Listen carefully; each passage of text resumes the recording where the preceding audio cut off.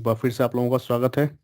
तो इस वीडियो में इस लेक्चर में हम लोग डिस्कस करने वाले हैं जो एजो पोर्टल है उसके बारे में। तो हम एक टूर लेते हैं एजो पोर्टल का कि एजो पोर्टल क्या है, सर्विसेज कहाँ से मिलेंगे आपको। तो जब भी आप लॉगिन करोगे अपने एजो पोर्टल के ऊपर, बाय डिफ़ॉल्ट आप जो लोग जो है वो रिडायरेक्ट हो जाओगे होम यूआई के ऊपर। ठीक है, ये आपका डिफ़ॉल्ट यूआई है, इंटरफेस आपका यूज़र इंटरफेस, करेक्ट। तो डिफ़ॉल्ट आपको यही मिलेगा, इसको हम बोलते हैं होम टैब। अब मैं स्टार्ट करता हूँ one by one. So left hand side में अगर हम चलते हैं कॉर्नर पे, तो ये होता है मेन्यू टैब। तो इस पर अगर मैं क्लिक करूंगा मेन्यू टैब के ऊपर, तो आपको ऑप्शंस दिखाना शुरू कर देगा। यहाँ पे पहला ऑप्शन जो है वो क्रिएट अ रिसोर्स। तो अगर मुझे कोई रिसोर्स क्रिएट करना है एज्योर के अंदर और मुझे नहीं पता है कि कहाँ से करूंगा, तो मैं क्रिएट अ रिसोर्स पे क्लिक करूंगा। इस पर हम क्लिक करेंगे, रिडायरेक्ट हो जाएंगे अगली टैब के ऊपर, जहाँ पे आपको लेफ्ट हैंड साइड में कैटेगरीज दिखा रहा है।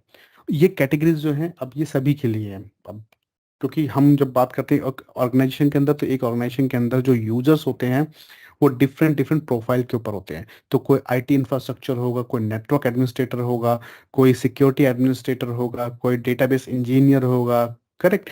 तो उसी तरह से कोई एआई इंजीनियर होगा, कोई एमएल इंजीनियर होगा। तो बहुत अलग अलग तरह के रोल्स होते हैं और उनकी रिस्पॉन्सिबिलिटीज होती है। तो उसी तरह से यहाँ पे आप लेफ्ट हैंड साइड में देखोगे तो कैटेगरीज हैं रिसोर्सेज की। तो अगर मैं कंप्यूट की बात करूंगा, तो कंप्यूट के अंदर देखो कंप्यूट कैटेगरीज दिखा देगा। अब यहाँ पे क्या है, यहाँ पे वो रिसोर्सेज आपको दिखा रहा है जो कंप्यूटर कैटेगरी के अंदर हैं। और अगर आपका रिसोर्स चाहिए मार्केट प्लेस में, तो माइक्रोसॉफ्ट का क्या है कि थर्ड पार्टी के साथ टाई अप भी है। और आपको रिसोर्सेज ये दिखा रहा है दोनों, जो माइक्रोसॉफ्ट में है और उसके साथ साथ जो मार्केट प्लेस में भी है। आपको कोई थर्ड पार्टी चाहिए, थर्ड पार्टी वेंडर को रिसोर्स चाहिए, तो आप जाके मार्केट प्लेस में देख सकते हो। वहाँ पे वो फ्री में भी अवेलेबल होते हैं और पेड भी होते हैं, दोनों ही ऑप्शंस होते हैं जो कि आप मार्केट प्लेस से देख सकते हो। नेक्स्ट अगर मैं दोबारा से फिर थ्री टाइल्स के ऊपर अगर क्लिक करता हूँ मेन्यू बार के ऊपर, तो नेक्स्ट ऑप्शन है मेरा होम। अगर मुझे वापस जाना है होम के ऊपर, तो देखो ये आप होम पे क्लिक करोगे, होम पे आ जाओगे वापस से। उसके बाद जो अगली टैब है वो है हमारी डैशबोर्ड।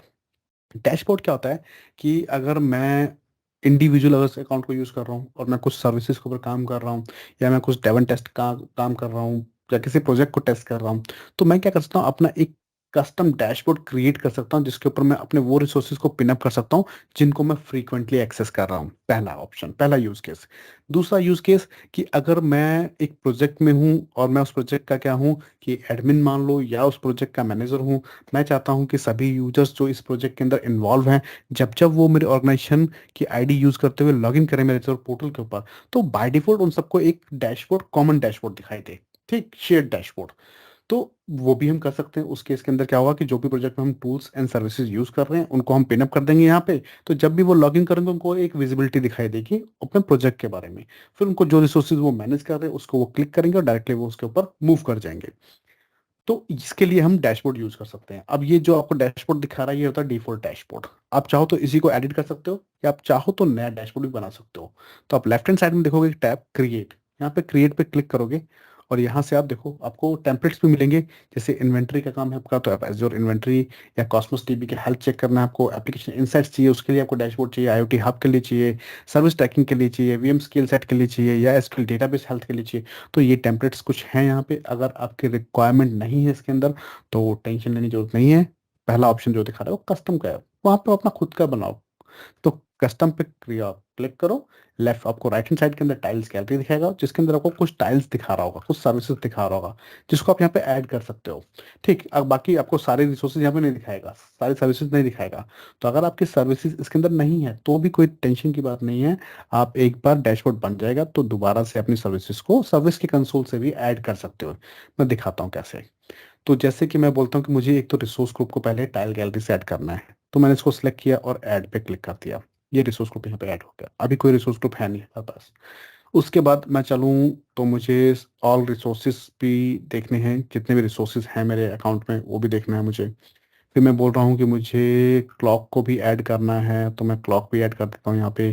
तो क्लॉक का जो टाइम जोन होगा वो आपके अकाउंट के अकॉर्डिंग ही यहाँ पे ऐड हो जाएगा। फिर आपका टाइम फॉर्मेट क्या होगा, 12 आवर या 24 आवर्स, वो आप सिलेक्ट कर लेना। ये यहाँ पे ऐड हो गया। तो बाकी टाइल्स जो है हम सर्विस से करेंगे। अब क्या है, ये टाइल्स यहाँ पे ऐड हो गए तो मैं इनको ड्रैग एंड ड्रॉप भी कर सकता हूँ। जैसे मैं यहाँ पे ड्रैग और ड्रॉप कर दूंगा, ये भी है। आप कस्टमाइज कर सकते हो, आप रीअरेंज कर सकते हो अपने टाइल्स को, आप टाइल्स को रीसाइज भी कर सकते हो। कैसे रीसाइज करेंगे, जैसे ये रिसोर्स ग्रुप है तो मुझे नहीं चाहिए इतना बड़ा इसका साइज। मैं क्या करूंगा, टाइल्स जो बॉक्स है उसके ऊपर राइट हैंड साइड में कॉर्नर पे ले जा करके, जहाँ पे थ्री डॉट्स आपको दिख रहे हैं क्लिप्स, उस पर राइट क्लिक करूंगा और वहां से आपको ऑप्शन मिल जाएंगे इसको रिसाइज करने के लिए 2x1, 2x2, 4x2, मैं 4x2 लेता हूँ और इसको रिसाइज कर देता हूँ। सिमिलरली मैं इसको भी रिसाइज करता हूँ 4x2 के अंदर।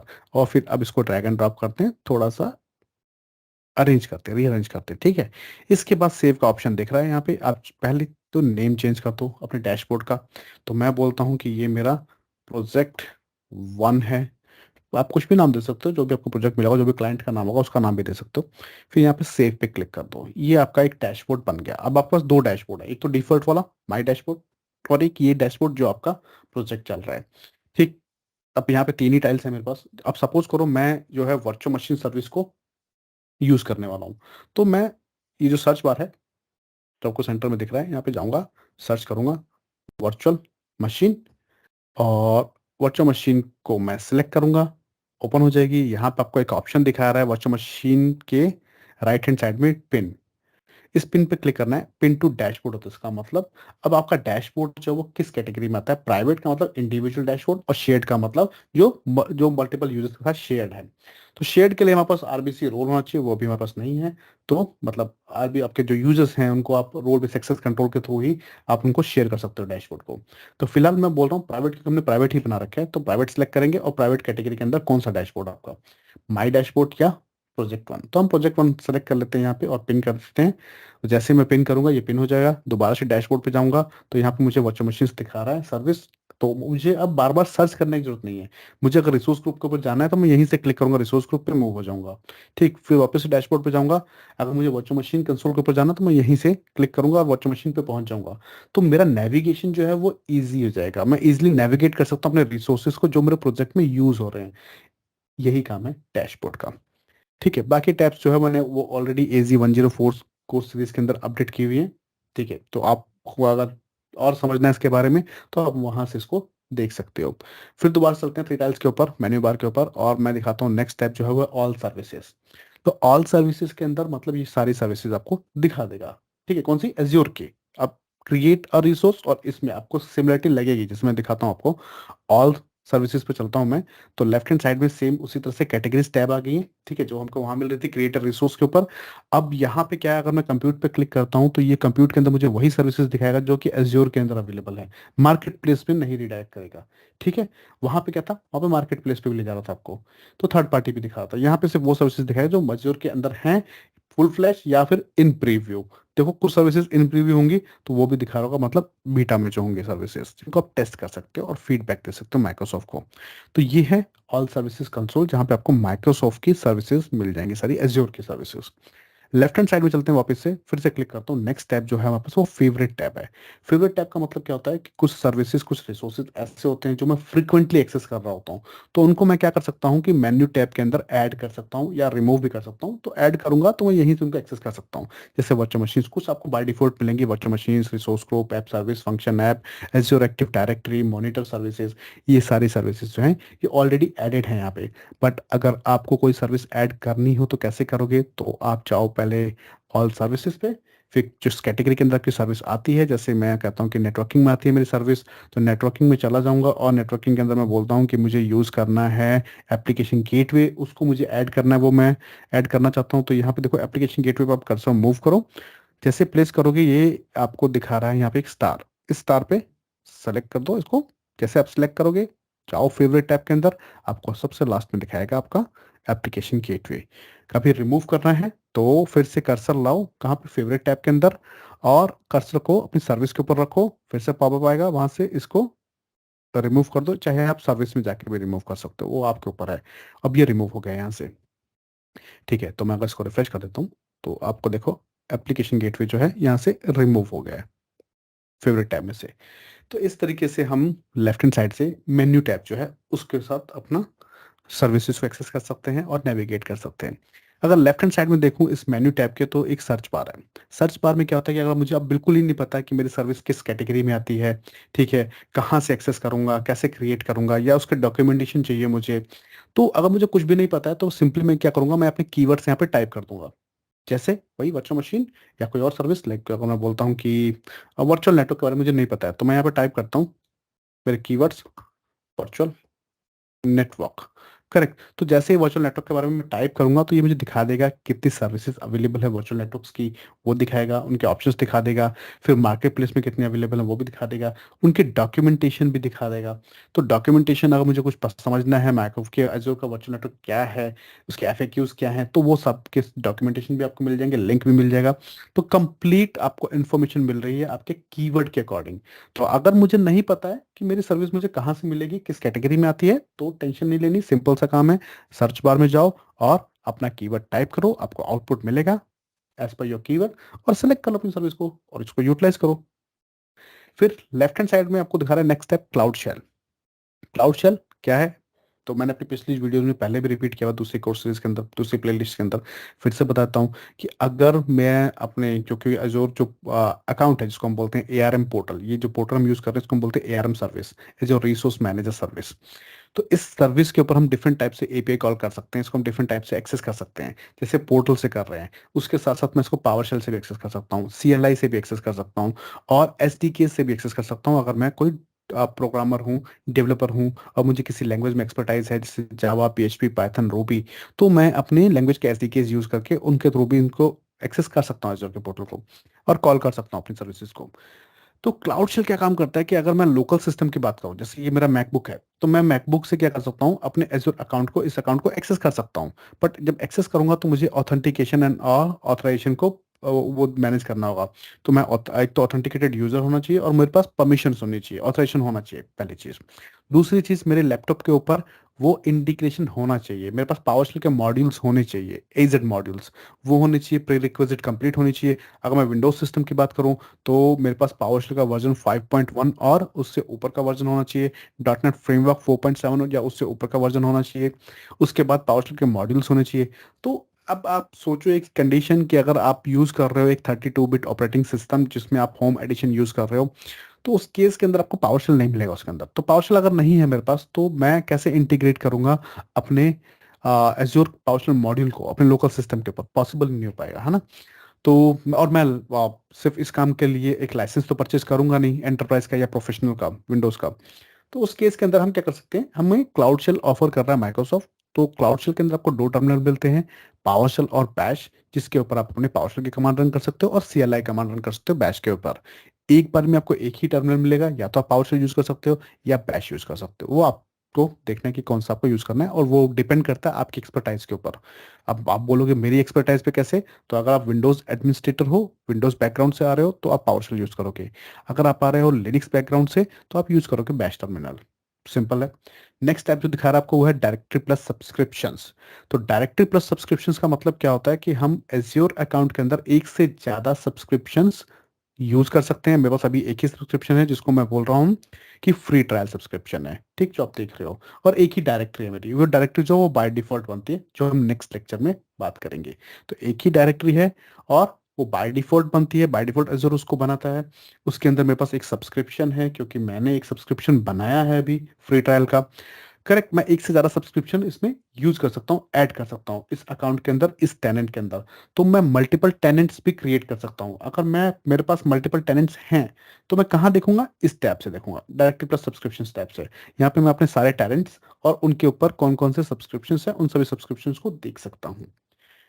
अगली टैब जो है वो नोटिफिकेशन बार। यहाँ पे आपको कंप्लीट नोटिफिकेशन मिलेगी, जो अगर आप कुछ डिप्लॉयमेंट कर रहे हो, आपका वो अंडर गोइंग है, ठीक है, इन प्रोसेस है, या फिर कंप्लीट हो गई है सक्सेसफुली या फेल हो गई है, तो हर तरह की नोटिफिकेशन आपको यहाँ पे मिलेगी। सर्विस हेल्थ, वो भी नोटिफिकेशन आपको यही मिलेगी। क्रेडिट जो है अमाउंट, उसका भी नोटिफिकेशन आपको यही मिलेगा। तो सारी नोटिफिकेशन आपको यही मिलने वाली है। नोटिफिकेशन के राइट हैंड साइड में आप देखोगे तो एक सेटिंग गियर है, इस पर आप क्लिक करोगे तो आप सेटिंग्स जो है अपने पोर्टल की वो कस्टमाइज कर सकते हैं अपने अकॉर्डिंग। तो पहला टैब लेफ्ट हैंड साइड में सेटिंग्स के अंदर में क्या है, डायरेक्टरी प्लस सब्सक्रिप्शंस। यहाँ पे मैं अपनी डायरेक्टरी देख सकता हूँ कितनी है, उनके अंदर स्विच भी कर सकता हूँ और सब्सक्रिप्शंस को चेक कर सकता हूँ कितने सब्सक्रिप्शन है किस किस टेनेंट के अंदर। टेनेंट का मतलब सिंपल डायरेक्टरी ही है, ठीक है, टेनेंट का मतलब डोमेन और डायरेक्टरी। तो टेनेंट, डायरेक्टरी और डोमेन, ये तीनों एक ही चीज है, कभी कंफ्यूज मत होना। मैं कई बार टेनेंट बोल दूंगा, कभी मैं डोमेन बोल दूंगा, कभी मैं डायरेक्टरी बोल दूंगा, तो उसका मतलब सेम ही होगा, ठीक। तो नेक्स्ट स्टेप जो है वो है अपीयरेंस एंड स्टार्टअप व्यूज, जहाँ पे आप चेंज कर सकते हैं अपना मेन्यू का बिहेवियर। अभी आप देख रहे हो तो मेन्यू जैसे अब 3 टाइल्स दिखा रहा है, उसको हम बोलते हैं फ्लाई आउट। अगर मैं बोलता हूँ डॉक, तो मेन्यू जो है आपको ये विजिबल हो जाएगा इस तरीके से लेफ्ट हैंड साइड के अंदर, ये ओपन रहेगा हमेशा मेन्यू टैब। ठीक, तो आप इसको मैनुअली जो है इसको हाइड करोगे यहाँ से इस तरह से, तो इसको बोलते हैं डॉक्ड हम। तो मैं फ्लाइड आउट के साथ ही चलता हूँ। ठीक है, आप अपने अकॉर्डिंग्स को कस्टमाइज कर लेना। फिर थीम्स की बात करें तो आप अपने अकॉर्डिंग्स की थीम सेलेक्ट कर सकते हो, एज्योर लेना चाहते हो या ब्लू थीम लेना चाहते हो या लाइट थीम लेना चाहते हो या डार्क रखना चाहते हो, तो वो टोटली आपके ऊपर है। मैं जा रहा हूँ ब्लू थीम के साथ।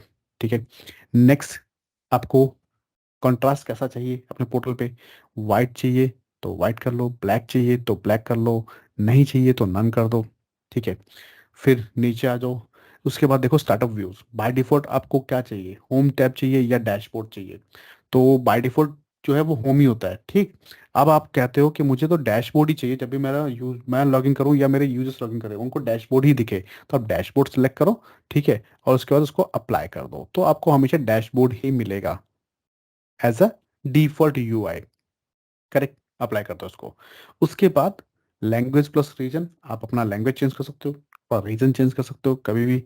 अपनी इंफॉर्मेशन, नेक्स्ट स्टेप, आपको ईमेल आईडी दिखाएगा जिसके ऊपर आपको नोटिफिकेशन आने वाली है, तो ये आपकी ईमेल आईडी है।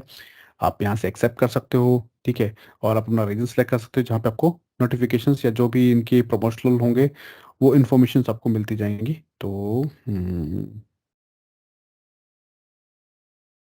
Let me select here India, apply कर दो, सिंपल है। उसके बाद साइन आउट प्लस नोटिफिकेशन, इस पर क्लिक करो। साइन आउट और नोटिफिकेशन क्या होता है कि अगर मैं अपने पोर्टल के साथ इंटरेक्ट नहीं कर रहा हूँ तो मेरा पोर्टल जो है वो कितने मिनट के बाद ऑटोमेटिकली साइन आउट हो जाएगा। ठीक, तो यहाँ पे आप सिलेक्ट कर सकते हो कि 15 मिनट, 30 मिनट, 45 मिनट, वो आपके ऊपर डिपेंड करता है कि कितने मिनट के बाद आपका जो पोर्टल है वो ऑटोमेटिकली साइन आउट हो जाए और आपको नोटिफिकेशन मिल जाए। किस पे मिलेगी? आपकी ईमेल आईडी के ऊपर। तो इसको मैं सेटअप नहीं कर रहा हूँ। ठीक है, तो ये ऑप्शंस हैं जिसको आप सेटअप कर सकते हो। नेक्स्ट टैब जो है वो हेल्प टैब है। तो हेल्प टैब के ऊपर क्या है कि आपको ये रिडायरेक्ट कर देगा किसके ऊपर? माइक्रोसॉफ्ट कम्युनिटी सेंटर के ऊपर, एज़्योर कम्युनिटी सेंटर के ऊपर।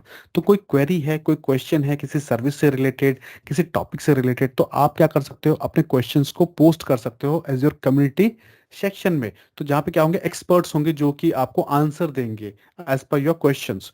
नेक्स्ट क्या है? आपको डॉक्यूमेंटेशन अगर एक्सप्लोर करने हैं तो उसका भी लिंक मिल जाएगा आपको। बिलिंग से रिलेटेड कोई क्वेश्चन है आपको तो बिलिंग एफएक्यूज मिल जाएंगे सारे आपको। क्विक स्टार्ट सेंटर मिल जाएगा जहाँ पे आपको सारे टेम्पलेट्स मिलते हैं। उसके साथ साथ आपको हेल्प एंड सपोर्ट वो मिलता है। अब फ्री ट्रायल है तो डिपेंड करेगा कि आपको किस तरह के आपका सब्सक्रिप्शन है, उसके ऊपर आपको जो है सपोर्ट मिलती है माइक्रोसॉफ्ट में। तो यहाँ पे बेसिक सपोर्ट मिलने वाली है। अगर आपका एंटरप्राइज सब्सक्रिप्शन है तो वो उसमें आपको 24/7 कॉल सपोर्ट, 24/7 ईमेल सपोर्ट, ये इस तरह की सपोर्ट मिलती हैं। वो डिपेंड करता है, तो सपोर्ट के लिए भी हमें एक्स्ट्रा पैसा पे करना होता है माइक्रोसॉफ्ट को। करेक्ट, तो और ये डिपेंड करता है सब्सक्रिप्शन के ऊपर। तो आप यहाँ से अपनी सपोर्ट टिकट क्रिएट कर सकते हो। किसी भी सर्विस से रिलेटेड आपको इशू है तो आप हेल्प एंड सपोर्ट पे जाओगे और अपनी टिकट यहाँ से क्रिएट कर सकते हो। नेक्स्ट टैब जो है वो है फीडबैक के लिए, जो हमने अभी दिया था, आपको याद होगा। तो ये फीडबैक टैब है। और उसके बाद जो अगली टैब है वो है यूजर इन्फॉर्मेशन, जहाँ पे आपको पता लगेगा कि कौन साइन इन है। Currently sign in user ID as well as your tenant. Tenant का मतलब डोमेन, किस डोमेन के ऊपर आप अभी लॉग इन हो, किस ऑर्गेनाइजेशन पे आप लॉग इन हो, ये इन्फॉर्मेशन मिलेगी। तो ये ओवरव्यू था आपके एज्योर पोर्टल का। नेक्स्ट लेक्चर से हम स्टार्ट करेंगे एज्योर एक्टिव डायरेक्टरी, और हम एज्योर एक्टिव डायरेक्टरी कंपोनेंट्स को समझेंगे प्रैक्टिकली और हम प्रैक्टिकली उनको टेस्ट करेंगे। तो तब तक के लिए धन्यवाद।